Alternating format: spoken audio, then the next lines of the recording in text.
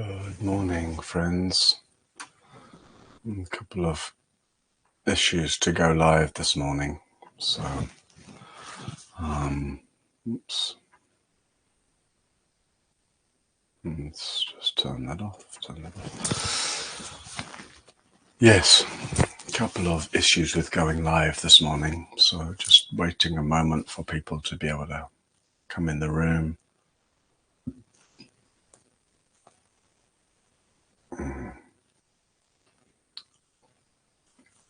All right.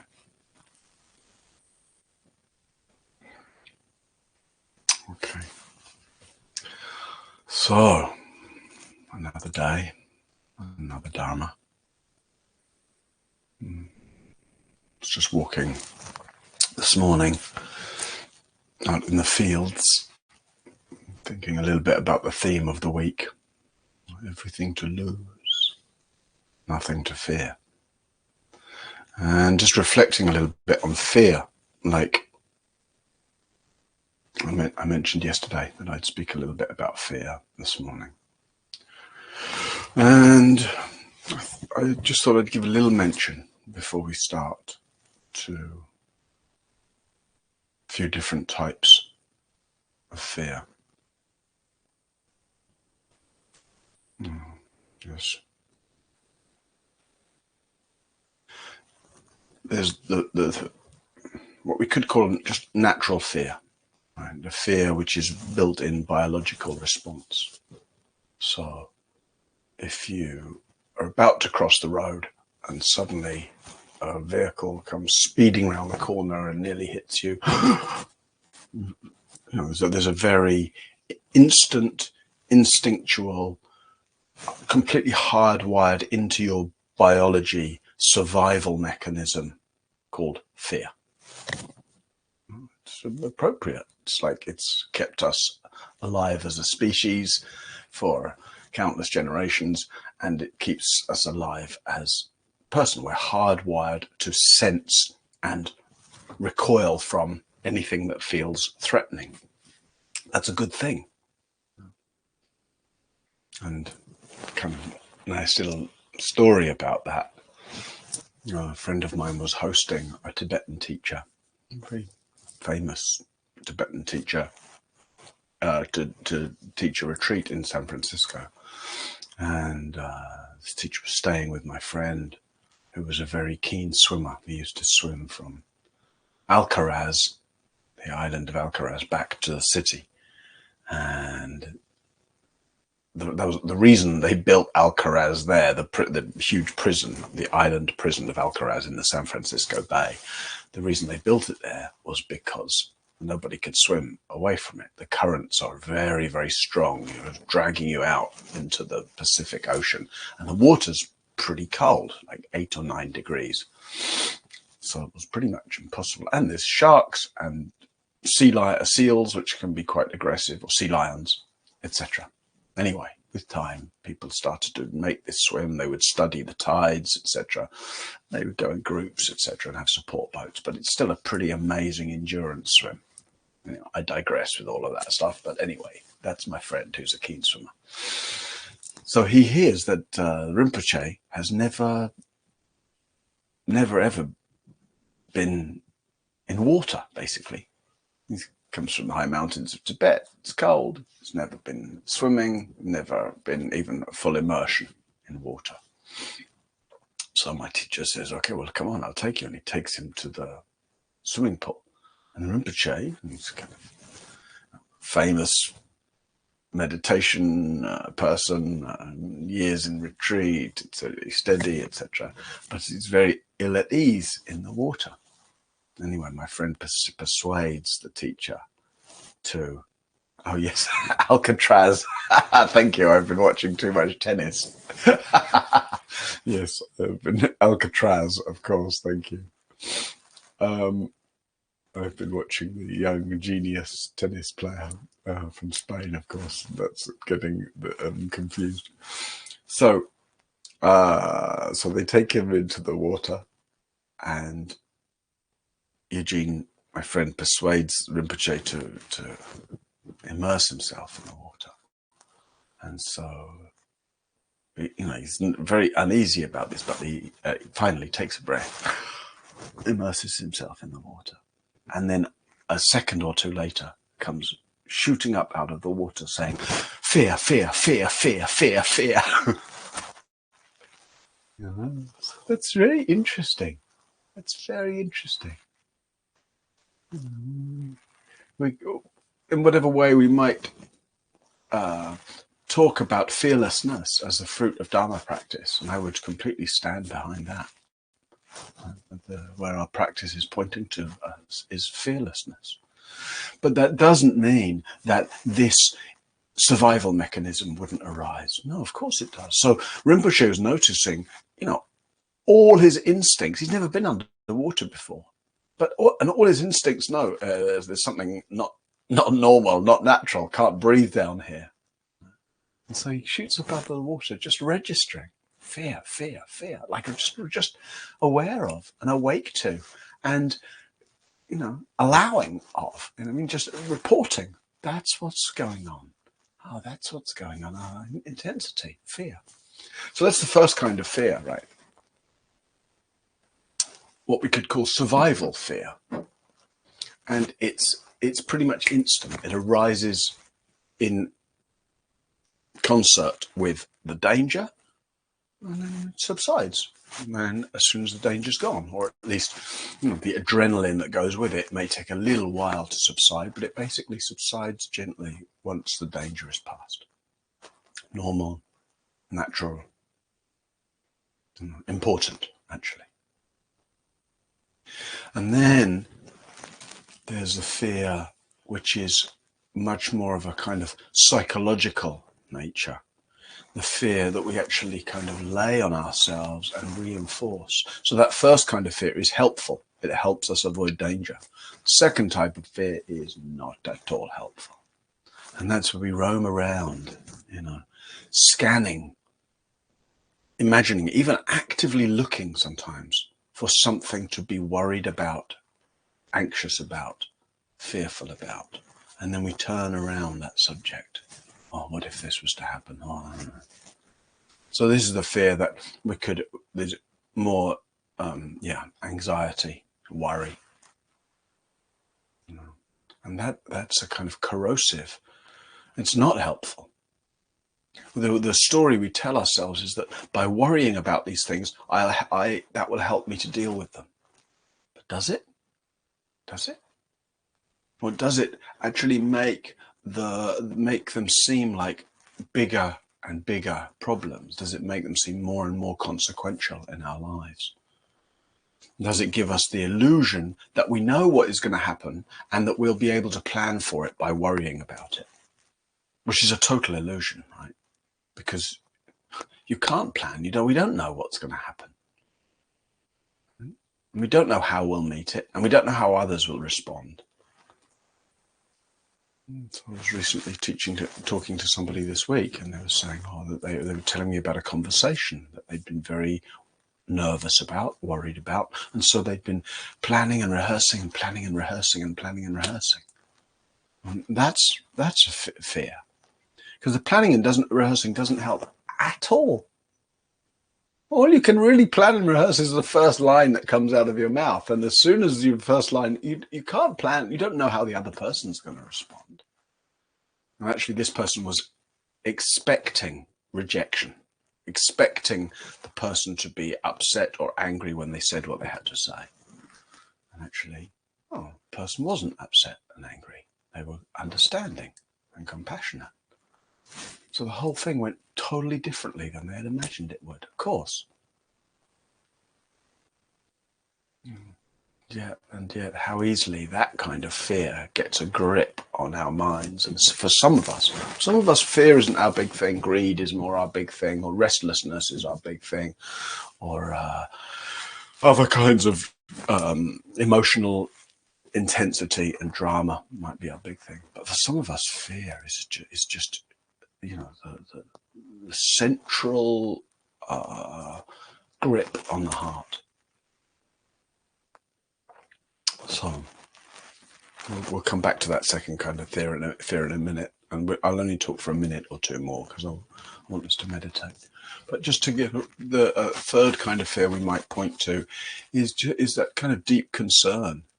But it's a very sober kind of fear. It's where we can fear something, be concerned with something, deeply consider something, and yet there's no grip on the heart.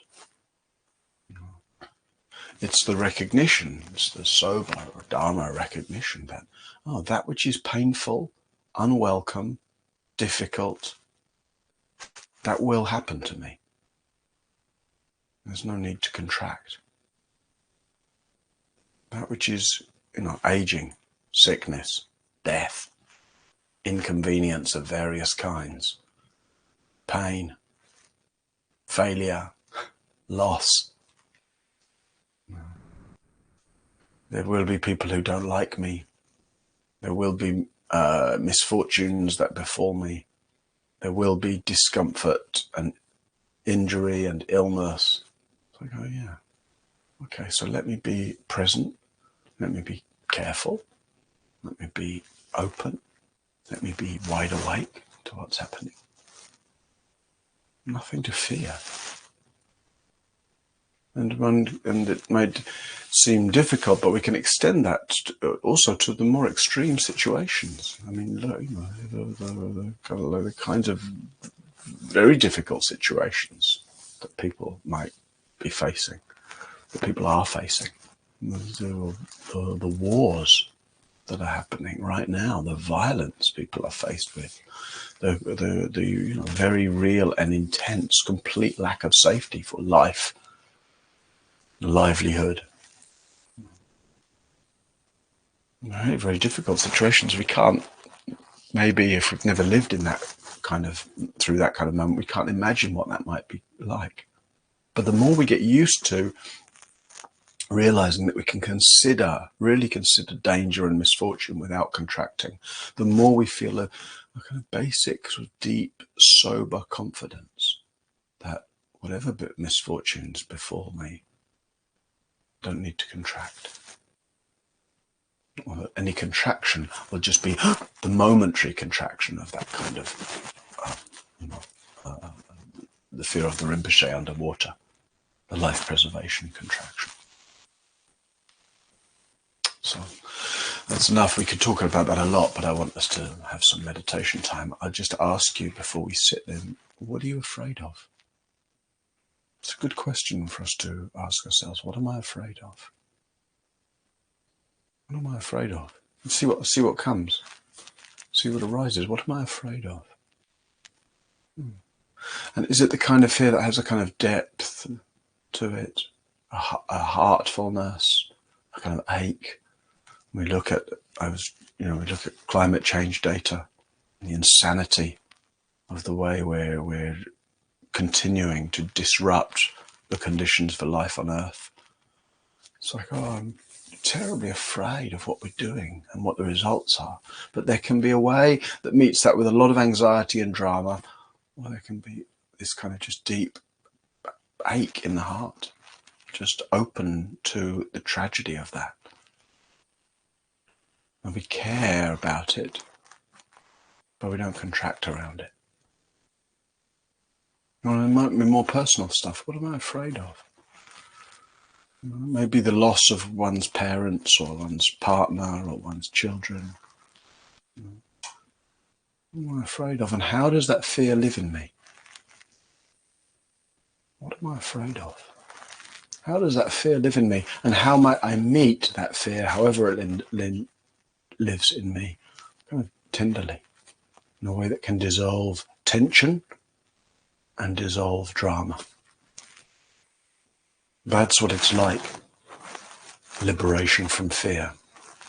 And to hold the same concerns, but to dissolve tension and drama.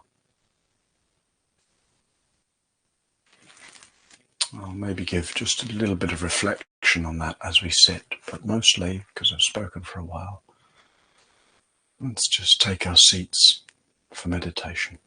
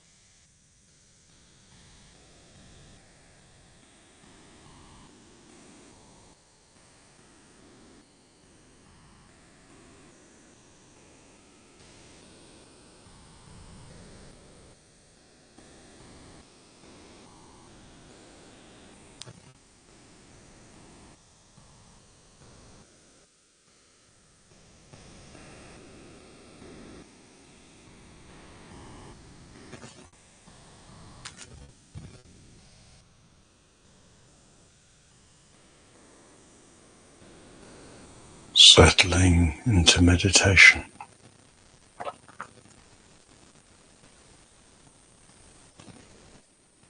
Consciously.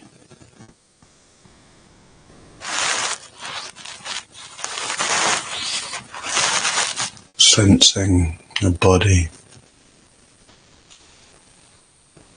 Settling your attention. Relaxing into presence.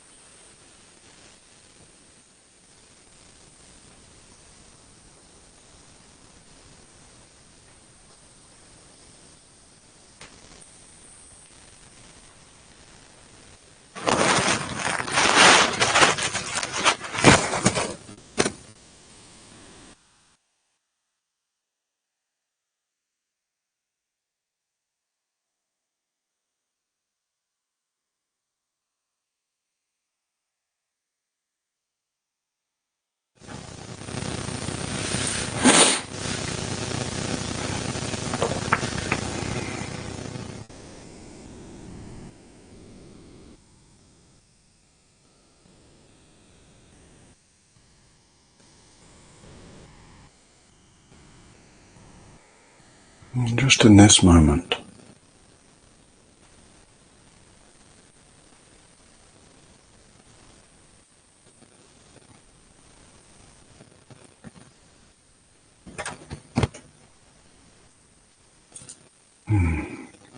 I can see some comments in the text about some noise. It's fixed now, good. So just in this moment, evoking the possibility of fearlessness.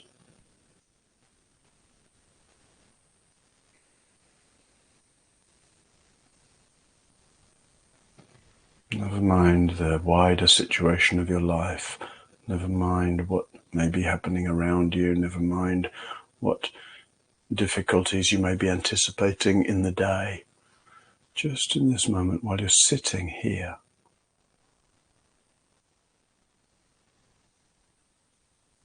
what if you could sit here as if there's nothing to fear, inwardly or outwardly? Nothing to fear in your body or in your mind or in the space around you.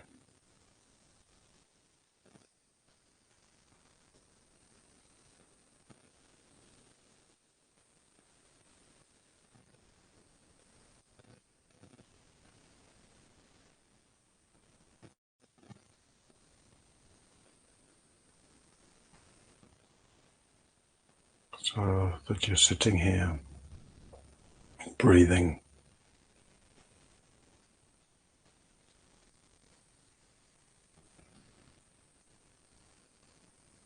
within the invitation of fearlessness. The invitation that in this moment you can relax. You can breathe easy.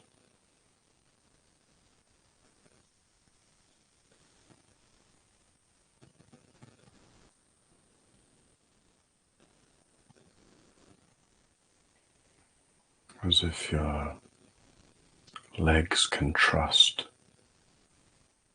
the ground beneath them.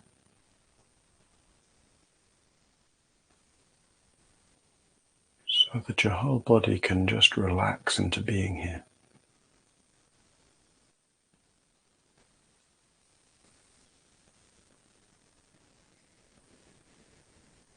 And as if your torso can trust the space around it.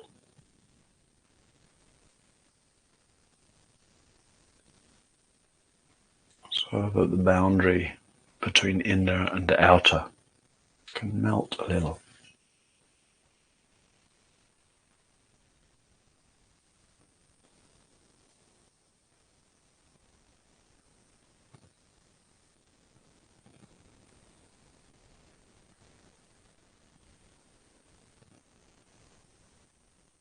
And as if your mind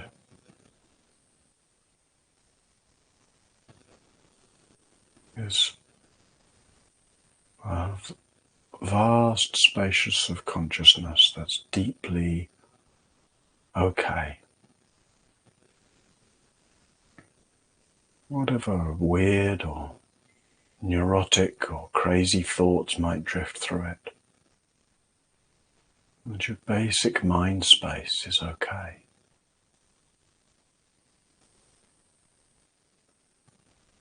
So just okay, like the sky is okay, whatever the weather is.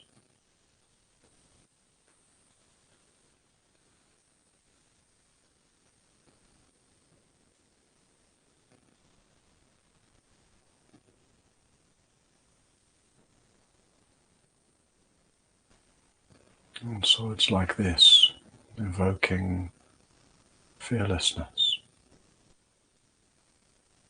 trust, and ease that we sit here together.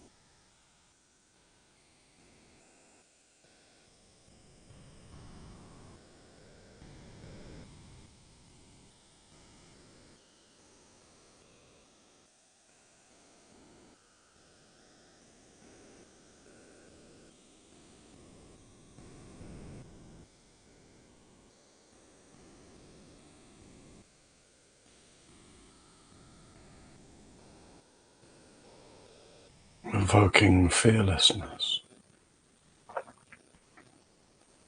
evoking relaxation,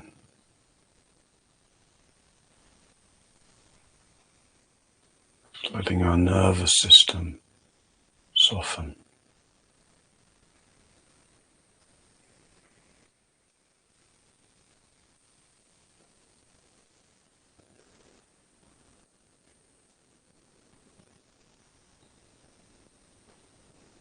Relaxing into a presence which is wide awake, but not hypervigilant.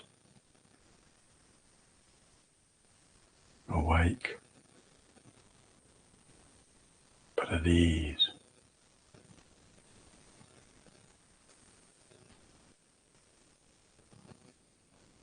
Awake and gentle.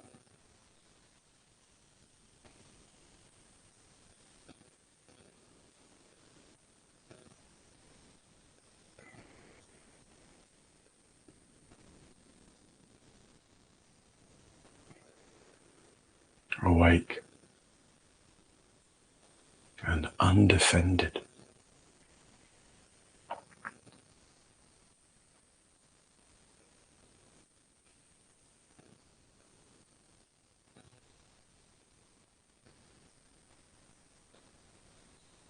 Awake and open.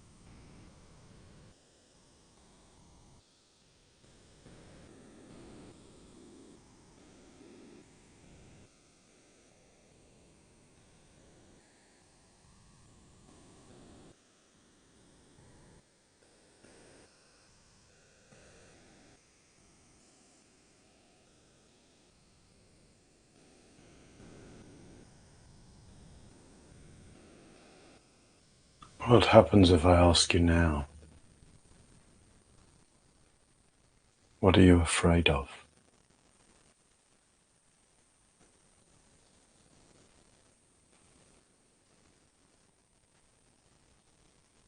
And if you give the attention not so much to the object, the situation that might appear, but what happens in your body, what happens in your nervous system? What tendency or habit of contraction shows up? And how might you turn toward that contraction with a certain gentleness?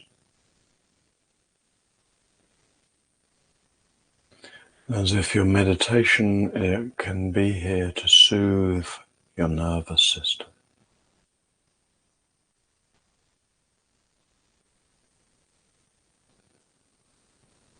As if your meditation can remind you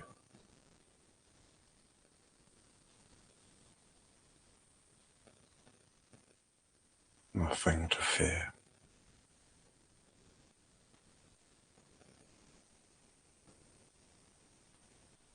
And like I say, don't zoom out to some abstraction, just in this moment.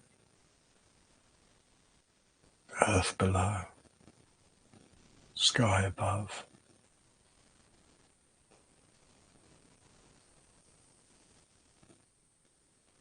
Basic okayness,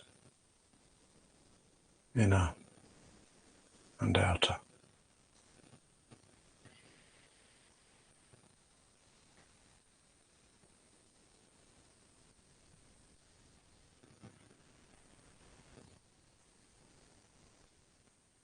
It's okay to be here.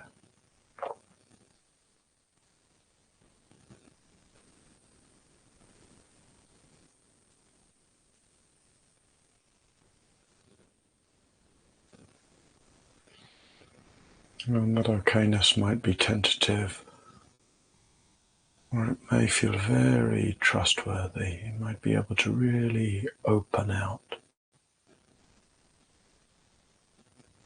pervading a sense of inner and outer space.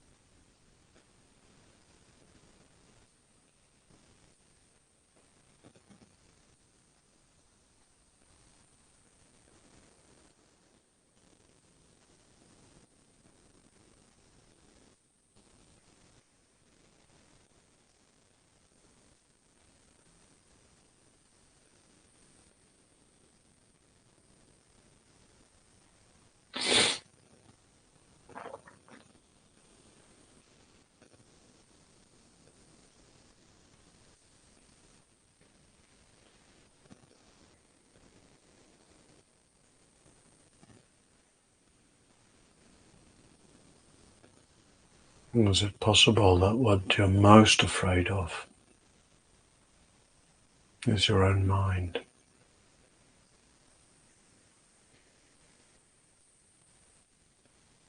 Afraid of the thoughts you think, the fears you hold, the knots you tie yourself in.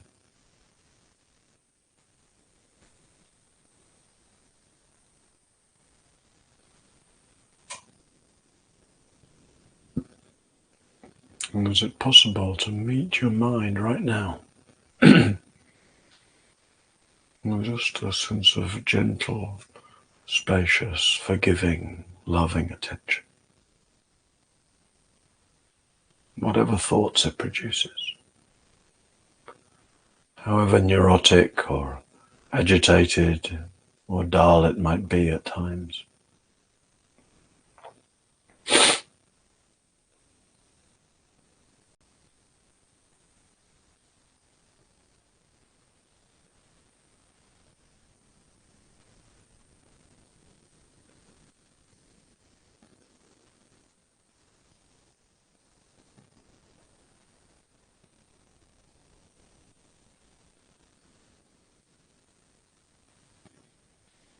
What would it be like to no longer be fearful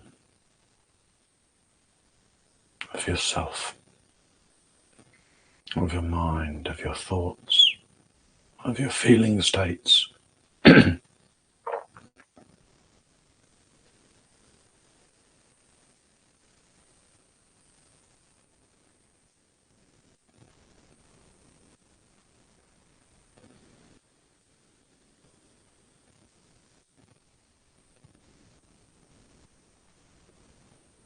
What would it be like for awareness to pervade your mind with love?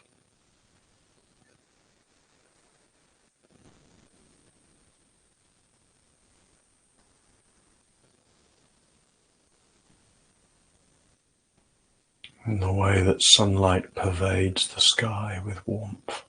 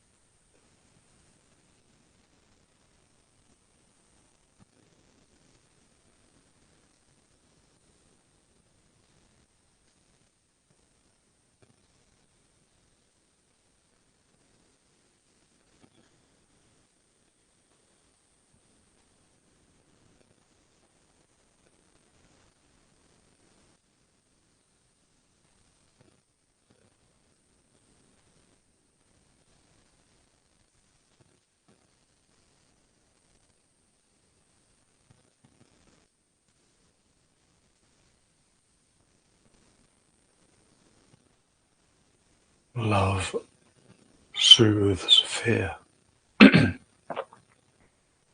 Loving presence relaxes fear.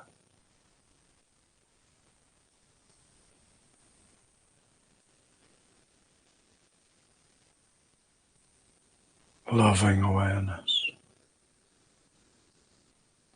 dissolves fear.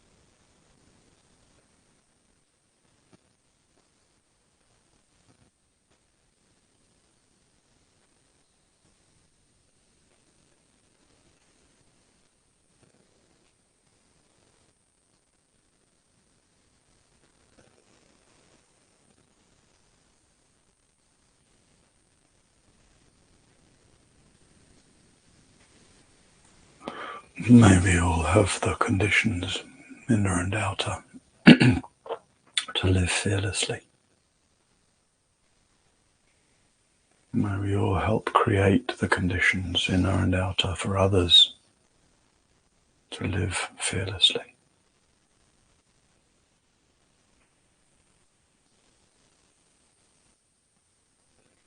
May we all know the dissolution of fear in the sunlight of loving awareness.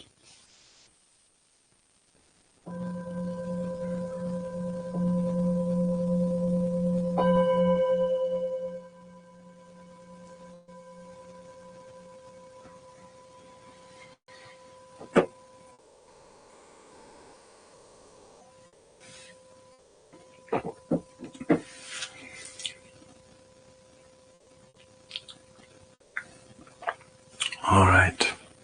Excuse my snuffling and sneezing through that meditation. I got something irritating my nose this morning.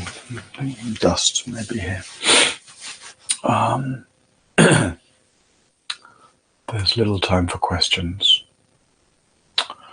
Just also give a little mention. It's great. It's been good to notice. I think as the summer has receded and we've gotten more wintry, numbers have gone up here. So we're back to about 200 people sitting together every morning, which is great. And it's been interesting to notice the last couple of months as even the numbers have been going up. Dharna has been going down. So I don't know what the reasons for that are. Maybe just people's difficult financial situation. Or it may be that we get into the habit of, even though we appreciate what's here, this habit of assuming that others are keeping the dharma flowing. So just a reminder that there's something about us all participating in the way that we can. That's really that's what dharma is. It's like, the willingness to give what I can give, the willingness to support what seems to me to be worthy of support. And then the taking a certain kind of joy in that, the joy of being able to support. That's what gets me here every day. I want to support you. And there's a certain joy in the fact that, we can share practices and teachings in a way that are helpful for people. And then, that's the sense with offering dana, right? And if you're not able to offer, finances are such that it just doesn't feel possible for you, that's totally fine. It's totally fine. When I speak about dana, it's not in any way to put kind of pressure. And I certainly don't want people to feel uneasy in any way if you're not able to offer. Or if you're able to offer, but it's only a very small amount. Wonderful. Please offer a very small amount and feel the goodness and the delight and the joy that you're able to offer something at all, and that you actually have not just that you're able to, but you have the movement, the motivation, the wish, and crucially the follow through. Wonderful. And then for those who might be fortunate enough to be able to offer more, to take delight in that as well. Wow, what good fortune. Sometimes if I'm able to just to recognize I'm able to give, and I think of all the times when I've not been able to give something, and I've had to say no, or I've not been able to give because I'm the one that actually has needed support, and people have given to me, whatever it might be. So just to kind of orientate oneself in that, the fact that there's the wish, the fact that there's the capacity, and the fact that there's the expression of giving. That's dharma. No, it's the wish. Here's the wish to support. Here's what my capacity is to support. Here's the actual expression of support. Fabulous. So whatever support you're able to give and wish to give and do give, thank you. It's very much what allows us all to be here. All right, few questions. Adela says about when fear keeps coming without reason, just as a habit, will only observing it be enough to dissolve it? Well, Adela, I would say it's not actually coming without reason. It might feel like it's just coming, but there is a reason. Partly the reason is habit, right? Just a habit energy of going to fear. But then, it's worth some attention. Why that habit of fear? Or another way of saying that, what does it do for you? And you might say, well, nothing, I don't want it. But actually, it does do something. Maybe it provides some sense of familiarity. For some of us, even though it sounds a little weird, there's a kind of security in worrying. Because I feel like, if I'm worrying, I know it gives me a sense of purpose. It gives me a sense of, I know what's going on, and this is my problem, and so this is what I'm thinking about. And there's something sort of comforting, particularly if we maybe grew up in an environment where we learned to be anxious, to fixate on a sense of problem. A sense of problem defines many people, maybe most people's lives are defined by problems. Oh, I've got a problem, I've got this problem, I've got that problem. And then, you can sort of feel it when you get into a problem. It's like I feel quite busy and important, quite sort of securely attached to a problem. If I've got no problem, don't know who I am, don't know what to do. So I think it's not just observing the fact that fear's there, Adela, but reflecting on, feeling into what is it? What's the driving force? What do you get from that fear? And just sort of coming close to that, becoming familiar with that, spending time with that. Right? And then the relationship to fear, like I was saying at the end of the meditation, it's not about just observing. It's about a loving awareness, a tender awareness, a gentle, a forgiving awareness, kind of a soothing awareness. It has to be that quality of gentleness, is a heartful awareness that soothes fear. All right, that's for a whole bunch more questions. Let me go back up. Helen says, oops. I'm fine being with small fears, but I'm also prone to catastrophic thinking where I fear I have made some mistake now or in the past which will render me homeless and penniless in the future. These thoughts are much harder to be with. Yeah. So I wonder, it's a little bit the same what I was just saying to the other person. That it's almost like if I can't find anything to worry about now that I'm scanning on the horizon, let's go back and see if I can find some reason in the past to get fearful. So the same sort of question. It's like, what do you get? What do you get, Helen, from going back and finding, that thing I did, or that decision I made, or that time I did, maybe that's going to be. It's like, so it's the combination of finding out what it gives you, right? And I know that's a weird sense because we might think it doesn't give me anything. I want to get rid of it. But what does it give you in terms of orientation, security, certainty? Or, it doesn't give you any of those really, but seeming security, seeming certainty. And then how might you meet it with just that loving awareness, when you're more interested in bringing loving awareness to the fear than you are in figuring out the problem that the fear is about. Because we get sucked into the details and the drama, right? We spiral around what I'm afraid of, what I think I did wrong, what might happen that's bad. And then we're not taking care of the fear at all, right? We're actually just fueling it. Like Buddha said, it's like trying to put out a fire by adding wood. All right.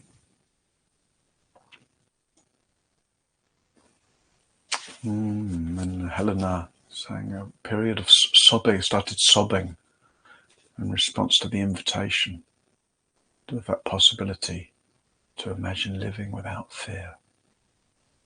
Yeah. Totally makes sense. Tears, and when there's just some softening of the kind of the hypervigilance, like I said, that transition from hypervigilance, which is a kind of awakening and alertness, but which alert with a sense of danger, difficulty, and drama, right? To the awakeness of meditation, from hypervigilance, danger, difficulty, drama, to awakeness, undemanding, undefended, undramatic. Eleanor says, I seem to sense that any fear or of loss is actually sadness, anger, or compassion, or a combination. So no fear. Then I focused on feeling the sadness, etc., forgetting about trying to access. Am I missing something? No, not necessarily. No, fear. It's like fear and anger are sort of drama-fueled outer layers of emotion that often underneath them is something more tender. So sadness is very often that more tender layer, because I'm afraid to feel the kind of poignancy or the heartache of sadness, grief, etc. So I tend to get caught up in that harder outer layer: drama, fear, anger, self-righteousness, blame, etc. So if when you come to that sense of what am I afraid of, you feel there's some sadness underneath, good. Tend to that sadness, Eleanor. Tend to that sadness. We talked about it the other day, cradling your heart. Spend time with it. Give it the care and attention that it wants. When we sense that, we can sense, what it really wants. It wants some of the sunlight of loving awareness. Sitting and observing fears led them to dissolve. Light in vision, or awareness through vision, followed, and warmth arose naturally, or as a following sensation. Beautiful, beautiful. Reads like a poem. Peggy says, hi Peggy. Is loving awareness also supposed to dissolve the first type of fear, the one around survival and fear of losing one's life in the face of danger? Now, it's not that it dissolves its latent potential to arise, right? No, it needs to arise. If it dissolved that kind of fear, then you walk out into the street and a bus comes and there would be no adrenaline response. It's not that it dissolves that sort of fear, but it takes the drama out of it. That's because that's what turns a fearful situation into trauma, right? Is that we don't let go of it. It's like, oh, that happened to me. Oh, and that was terrible. And I couldn't process it at the time, and I still can't process it now. And so it kind of lives in me in various ways. And of course, some of those traumatic things may have happened early, so early that we didn't have the means to deal with them now. But now we're somebody very different than when that stuff happened to us. So our capacity for forgiveness, for example, our capacity for just bearing with pain, capacity for forgiving ourselves, the capacity for forgiving others, even those who may have behaved very badly towards us. Right? And we talked, oh no, that wasn't here, that was at the Mara course. We did a whole thing about the process of forgiveness a couple of weeks ago. And the way forgiveness, we can't just turn it on. It's a process of going through the layers of anger, blame, resentment, etc. that might be in the way. Right?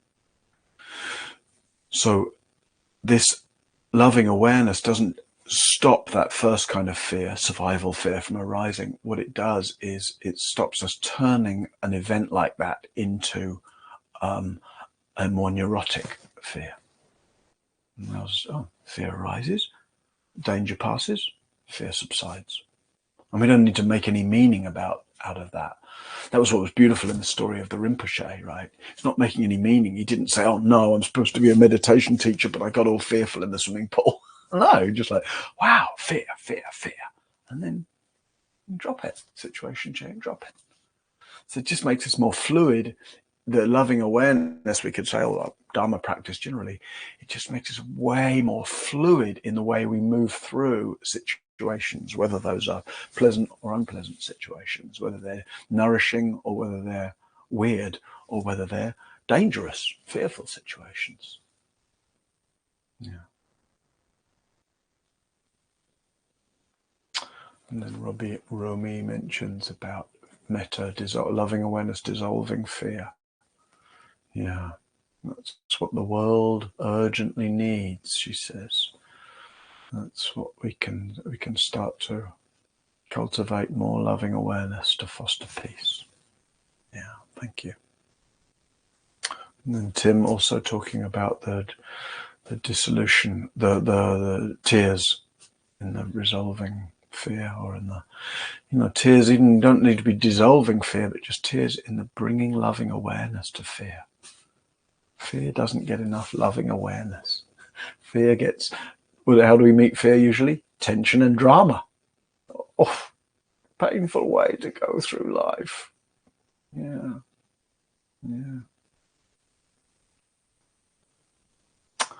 So when I say to you at the end of each morning, please go gently through the day. It's that. It's like where we usually create tension and drama, may we instead bring loving awareness. And that's easier said than done, right? But that's why we meet every day, to practice, to keep reminding ourselves, to keep seeing our habits of creating tension and drama, and to learn the art of recognizing that. Tension in the body, drama in the mind. That's what dukkha is, tension and drama. Tension and drama. That's what our suffering is, tension and drama. And then loving awareness. It's like a healing balm. It's like, oh my God, it's like deeply relieving. Totally makes sense that especially if that's new for us, that we might cry and sob even. Sob, crying on the one hand with relief for the pacifying of some of that tension and drama with loving awareness. And on the other hand, it's like tears of grief for all the ways I've lived in the midst of that tension and drama. Yeah. All right. I see there's more comments and possibly more questions, but I was still quite high up in the comments. So I'll have a look now as I'll read down. Through the comments. But for now, friends, I wish you well, whatever your situation, wherever you are and however you are, whatever kind of difficulties might be very real for you, today. That sense that difficulties can be small or large, difficulties can be personal or more widely situational. And nevertheless, whatever the situation, tension and drama doesn't help us to meet that situation, even though it may be very, very understandable. So here's wishing you a day of loving awareness. Please go gently through the day as much as you can. See you tomorrow.